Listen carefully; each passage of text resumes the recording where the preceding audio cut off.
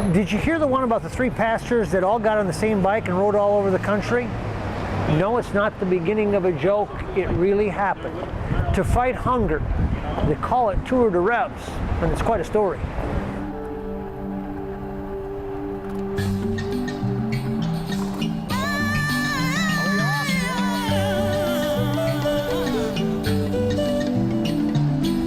All right, ready, break. They stopped in Litchfield, Minnesota to spread the word of three reverends from West Virginia. Hi, guys. Hey, Reed, hi, Fred. Jerry. Mike, how you doing? We want to welcome the Three Revs to Litchfield, Minnesota, and we came to eat today, but we also came to be informed, and Ron is here to inform us about some world hunger issues and what they're up to. Let's up shift one. Who are these guys on this strange-looking bike that are riding around the country? All right, let's get in the big chain ring. Ready? The Three Revs is a group of bicyclists, three ministers coming out of West Virginia that are riding around the United States to raise awareness for hunger. They are going to all 65 district headquarters for the ELCA Church. They're doing that in 100 days, and they're doing it on a bamboo bike that's the only one in the world. It's a triplet bamboo bike. And bike they did. The platform provided an opportunity to share a message on world hunger. These 5 people represent the 6 billion people that you and I share planet Earth with. And these 5 boxes of raisins represent all the food that is grown on our good planet in a year's time. 5 boxes of food, 5 people. Is there enough for everybody? Of course there's enough. But the trouble is, I'm going to distribute this food among our Earth's population according to the way food is really distributed on our planet. Who likes raisins? Really likes them. You really like raisins? You get 4 boxes of raisins. You've heard the statistic, but you've never seen a picture. 20% of the people on Earth consume 80% of the food. That was the motivation, to fight hunger. A premise that started intellectually and changed them emotionally. When the trip began, I was thinking of immediate things. Do we have the energy and the stamina to make this trip? Are we going to be safe on this journey? And now we're 99 days into it, 1 day left, and you look back and you say, all that stuff I spent that time worrying about when there were so many deeper things going on. I look back now and I say, look at the excitement and the joy that so many people have when it comes to helping others lift themselves out of poverty and hunger.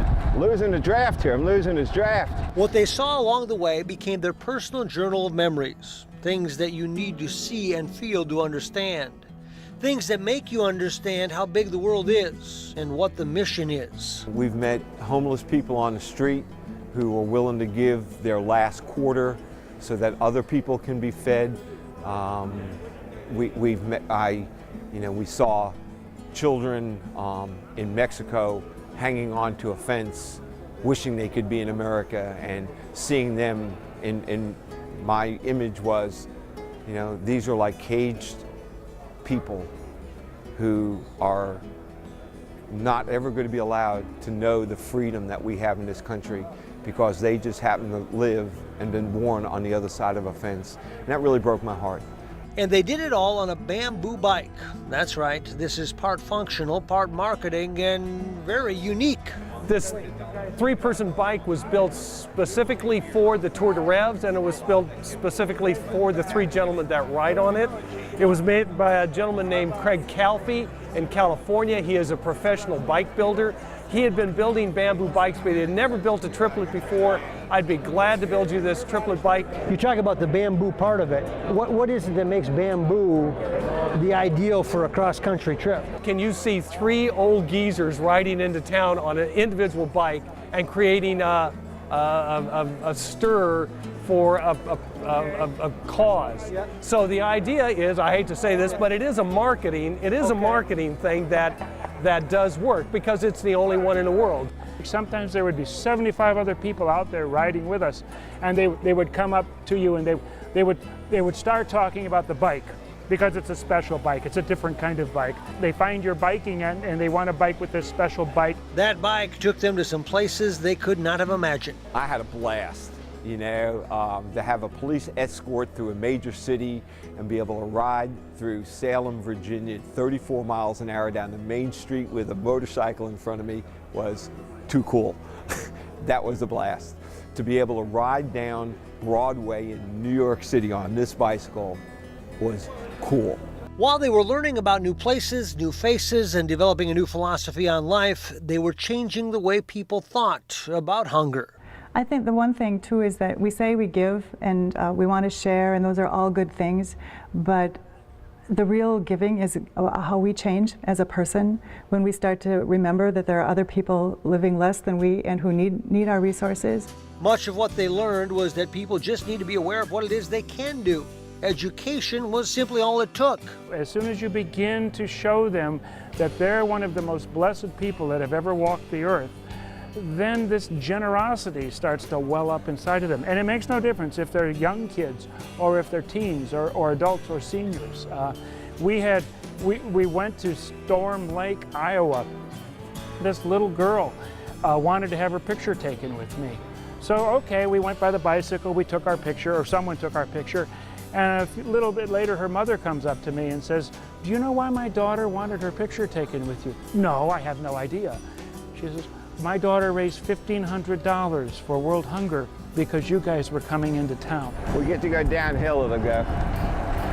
Yes, three pastors who just wanted to make a difference in other people's lives made a difference in their own by finding out how deep the seeds of poverty reach. I'm a different guy now in that I'll always be pushing world hunger. It is who I am going to be.